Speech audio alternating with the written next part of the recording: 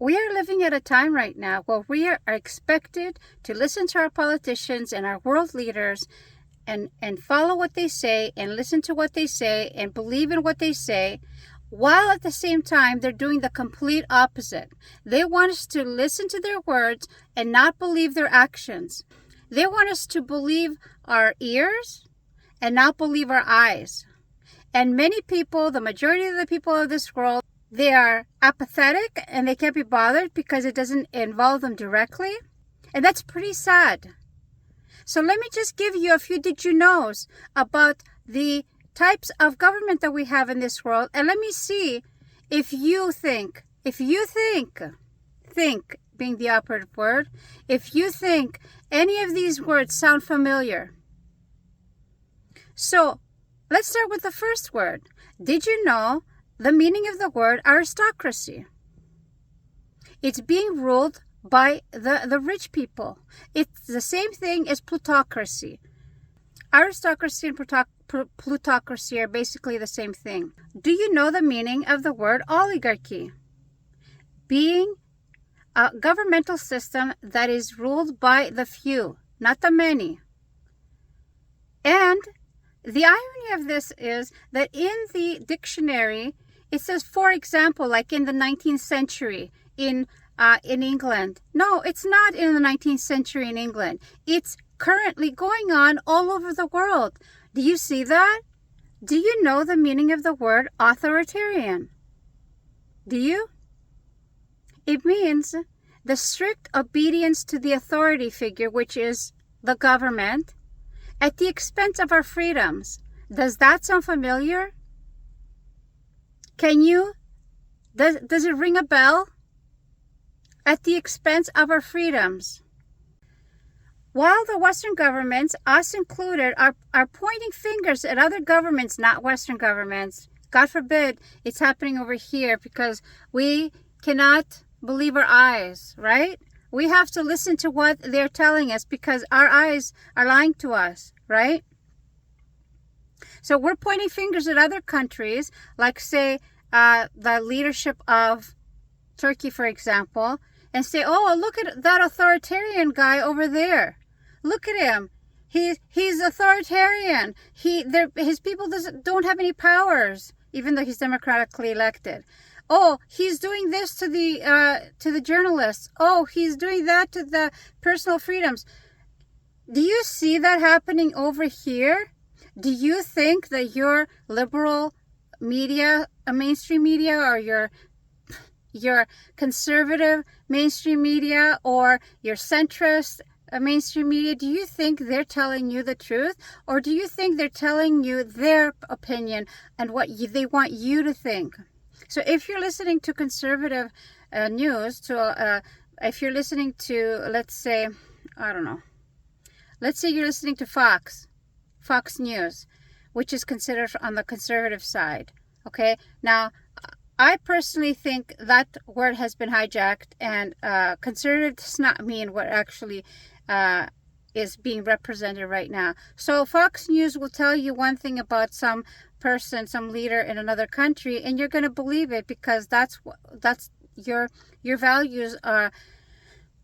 You agree with their values generally, and so that's where you're going with. Or if Trump is telling you something, those are the values that you subscribe to, whether it's racism or misogyny or whatever. Those are the values that you subscribe to, right?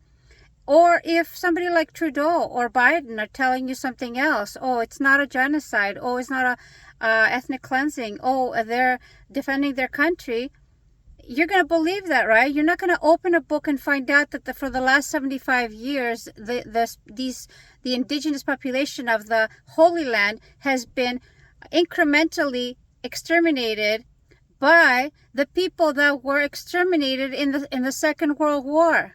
So if you believe in the Liberal Party or the Labour Party or the Democratic Party, what a laugh, all those words, then and you will go down with your ship, you're going to believe in all this baloney that these bad things are not actually happening in the world, but they are. So that's what I mean about oligarchy and plutocracy. Aristocracy? How about dictatorship? What is the difference to you between dictatorship and plutocracy or aristocracy or oligarchy or authoritarian? What is the difference? Can you tell me in the comments below, what do you think is the difference? Is there a tangible difference? Does it really make a difference for the people that are the boots on the ground living their day-to-day life? Does it really make a difference? Now let's go to the last one that I wanted to talk about, democracy. Do you know what democracy means? Democracy is two Greek words, demos and kratos. It means that it's supposed to, in theory, be ruled by the people, for the people, about the people. Does that sound familiar? That's how the United States designed their republic. It's not a democracy. If you actually look it up, they keep calling it a democracy. It's not a democracy. Even the countries that technically have a democratic government, they're not actual democracy. In action, they are not democracies. Do you really think as a Canadian that what you're living in right now is a democracy?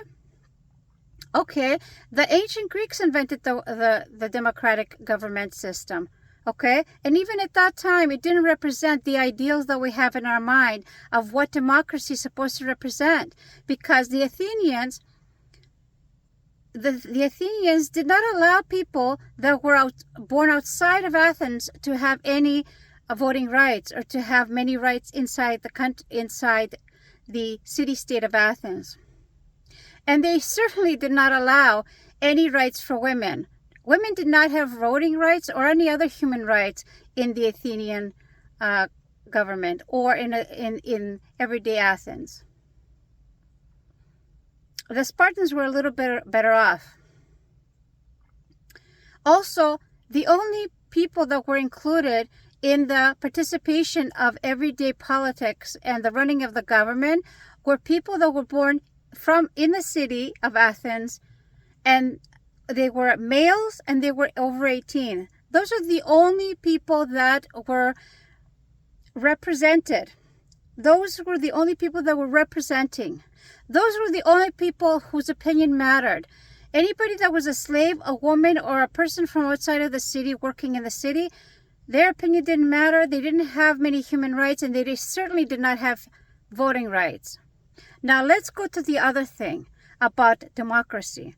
In the Athenian democracy, if as a politician you served your term and you sucked at it, you did nothing good for your people, you only stole, you only gave jobs to people that you loved, the people that were your relatives, or to gain some power or more money. So generally you sucked at your job. At the end of your term, there would be a voting. And if there were enough votes of disappointment, to say the least, in your performance, you were ostracized. So the process was people wrote your name down on a piece of shell or a piece of ceramic. And if enough votes there were, I think that the amount needed was 6,000. You were ostracized. And what that meant is you're out. You're out of the city. Your country kicked you out. At that time, city-states were actual countries. So you were kicked out of your country, whether it was forever or for a minimum of 10 years. And maybe even you had to leave with whatever was on your back. So there was a reason for you to perform as a politician, to take care of your people, the people that had voted for you, generally. Not like here, where they want us to vote for them, and after we vote for them, they don't care about us anymore. They do whatever the wealthy want them to do. They do whatever the CEOs and the corporations want them to do. They don't do anything we want them to do. They throw crumbs our way once in a while to pacify us. Leading up to the elections, we vote for them, and then they kick us to the curb or down the street for the next election. Am I right? If you think I'm wrong, and you can look anywhere in this country, and you can look anywhere in this world and say that's a good governmental system, it takes care of their people. Okay, How about the Northern European countries? Yeah, they do have really good social systems in place. But did you know that they also have the highest rates of RAPE? Did you know that? It's not because migration or refugees or immigrants, they've had those numbers since the 80s. Okay? Why? Why do they have the highest mental health issues? Why do they have the highest drug issues? Why do they have the highest PORN issues? Why?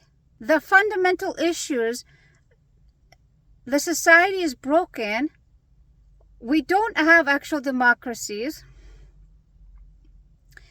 And all you see these Western countries doing is going somewhere else and committing genocide, ethnic cleansing, bombing, supplying military gear, supplying money for military gear. And our media only talk about the crumbs. They talk about the crumbs. They don't talk about what they're actually doing in other countries. And they get mad at people like Snowden and Assange. That's who they get mad at. Why? Because they're putting a mirror up to their faces and broadcasting it to the world to show that these politicians are nothing but corrupt people with no ethics or values. Did you know all of this? Can you please read books? Can you please open your mind? Can you please educate yourselves? They're expecting us to be asleep at the wheel. We are asleep at the wheel. They've done such a good job at putting us to sleep on the wheel, to the point where we don't even want to be inconvenienced to not buy from that coffee shop with a star on it. And we won't stop going to that drive-through to get our burgers. We don't want to be inconvenienced. They've brainwashed into thinking that it's okay. It's okay to be apathetic. It's okay to just worry about yourself. That's what they're doing. Stop being an autopilot and stop just worrying about yourselves. Just stop worrying about just your own nucleus of your family, because that's what they're doing. Why do you expect rich people or politicians to care about us? That's what we're doing. We only care about us. Do you care about your neighbor if they're hungry? Do you care if a person is starving or homeless? Do you care if 3,000 miles away somebody's getting unalived because of the money, partly because of the money that we're giving to these corporations? You can save your money, and that's all you would have to do. Just save your money and not shop at all these dumb places. And it can make a difference in the world. It can totally make a difference in the world, said 7 billion people. Okay, that's it for today. I hope you had a lovely Friday. I hope you have a lovely weekend. Here in Canada, we're going to be celebrating Canada Day. We're celebrating the annihilation and the unaliving of the culture and the lives of the indigenous populations of the Americas. On July the 1st, that's what we're celebrating, okay? I'm not celebrating it, but there's lots of people who are going to be celebrating it, and I'm going to have the day off because of that. I'm really sorry to the indigenous communities all over the world that are suffering and have suffered for hundreds of years at the expense of their culture and their lives and their languages and their religions. Because the Western European people, they want to steal and grape and pillage all over the world. As long as their lives are great, they don't care about anybody else's. And I'm really sorry that I'm a part of that European group. Have a lovely weekend regardless. Assalamu alaikum.